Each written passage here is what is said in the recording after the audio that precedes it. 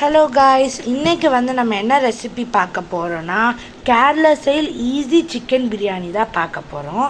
அதுக்கு chicken medium size பீசஸாக இருக்குது. கொரியாண்டர் பவுடர், மஞ்சத்தூள், chilli powder, pepper powder, biryani masala, ginger garlic paste அரைச்சிருக்கு, டொமேட்டோ, ஆனியன் ரெண்டுமே வெட்டி போட்டிருக்கோம், கறி லீவ்ஸ் போட்டிருக்கோம். இப்போ எல்லாத்தையும் நல்லா மிக்ஸ் பண்ணி மேரினேட் பண்ணுறதுக்காக 1 hour வச்சுக்கணும். பச்சை மிளகாய் இப்போ க்ரஷ் பண்ணி உள்ளே போட்டுக்கலாம். நாங்கள் 10 போட்டிருக்கோம், நீங்கள் வேண்டிய அளவு போட்டுக்கோங்க.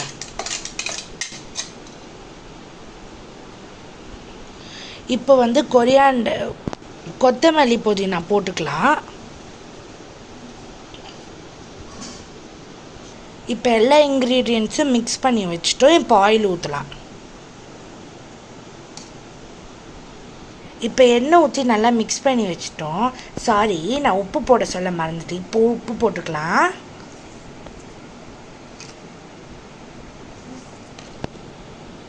நான் உப்பு போட மறந்துட்டேன். இப்போ உப்பு போட்டு கலக்கி வச்சுட்டோம். இப்போ 1 or 2 hours மேரினேட் பண்ணிக்கலாம். 1 hour கூட போதும், ஆனால் 2 hours போட்டால் இன்னும் சூப்பராக இருக்கும். இப்போ ஒரு பெரிய வட்டையில் ஆயில் ஊற்றி வச்சுருக்கோம். இப்போ அதில் நெய்யும் ஊற்றிக்கலாம்.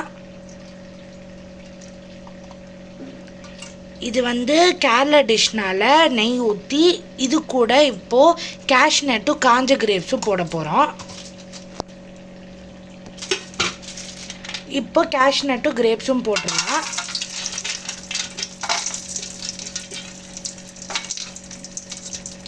இப்போ தனியாக வறுத்து எடுத்து வச்சுக்கோங்க. செம்ம கமகமன்னு வாசனை வருது. இதுக்கே இதே எண்ணெயில் வெட்டி வச்ச வெங்காயத்தை போட்டுக்கலாம். இப்போ நல்லா மிக்ஸ் பண்ணி விட்டுக்கலாம்.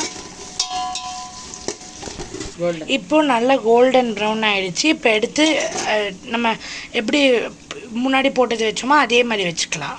இப்போ அதே வட்டைக்குள்ளே நம்ம மேரினேட் பண்ண சிக்கனை போட்டுக்கலாம்.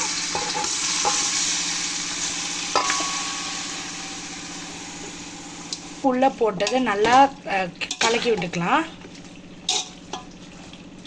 நல்லா கலக்கி விட்டுட்டோம். இப்போ ஹை ஃப்ளேமில் 10 minutes வச்சுக்கலாம். அப்புறமா நீங்கள் சிம்மில் வச்சுக்கோங்க. இப்போ வேறு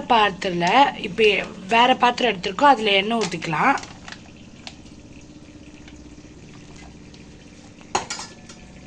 இப்போது அதுலேயே நெய்யும் ஊற்றிக்கலாம். அதே மாதிரி தான் இதே ஸ்டெப்பு, ஆனால் வேறு போடுவோம். இப்போ அதில் பட்டை, கிராம்பு, ஏலக்காய் இதெல்லாம் போட்டுக்கலாம். இப்போ நம்ம போட்டதுலேயே கொஞ்சமாக வெங்காயம், கொஞ்சமாக கேரட் போட்டுக்கலாம். ஃபஸ்ட்டு வெங்காயம் போட்டுக்கலாம், இப்போ கேரட். இப்போது இதை நல்லா கலக்கி விட்டுக்கோங்க. இது கூடவே இப்போது ஊற வச்சு ஜீரக சம்பா ரைஸ் போட்டுக்கலாம். இப்போ அந்த ஜீரக சம்பா ரைஸ் போட்டாச்சு. இப்போ எல்லாத்தையும் மிக்ஸ் பண்ணிக்கலாம். இப்போ நம்ம 2 கப்பு அரிசி போட்டிருக்கனால 4 கப் தண்ணி ஊற்றுனேன். போட்டுக்கலாம் தண்ணி. இது 2வது கப்பு. இப்போது தண்ணி ஊற்றிட்டோம். இப்போ கறி லீவ்ஸ் போட்டுக்கலாம். அப்புறம் இஞ்சி, பூண்டு ப்ளஸ் பச்சை மிளகா அரைச்சி வச்ச பேஸ்ட். இப்போ நம்ம தம் போட்டு வச்சது வெந்து வந்துருச்சு. இப்போ பிரியாணியோட மசாலா ரெடி ஆயிடுச்சு. இப்போ நம்ம ரைஸ் அதில் போட்டுக்கலாம். நான் உங்களுக்கு எல்லாம் ஃபுல்லாக போட்டுட்டு காமிக்கிறேன். இப்போ ஒரு லேயர் போட்டாச்சு. அதில் நம்ம வறுத்து வச்ச திராட்சை, வெங்காயம் எல்லாம் போட்டுக்கலாம். இப்போ அது கூடவே கொஞ்சம் கொரியாண்டர் லீவ்ஸ் கட் பண்ணி வச்சுருக்கோம், அதுவும் போட்டுக்கலாம். இப்போது ஒரு 2 லெமன் ஸ்லைசஸை வச்சுக்கலாம். அப்போ தான் அது டேஸ்ட் சூப்பராக இருக்கும். இப்போது செகண்ட் லேயர் போட்டாச்சு. அதே மெத்தட் தான் திரும்பி எல்லாமே போட்டுக்கலாம்.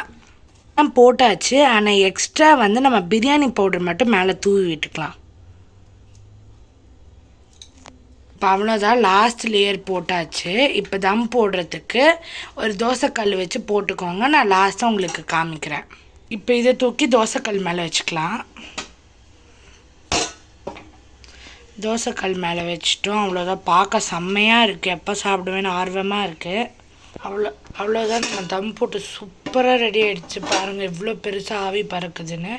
இப்போ ஒரு பிளேட்டில் போட்டு அழகு பார்த்துடலாம். அவ்வளோதான் நம்மளோட கேரளா ஸ்டைல் வந்து ஈஸியான சிக்கன் பிரியாணி ரெடி ஆகிடுச்சு.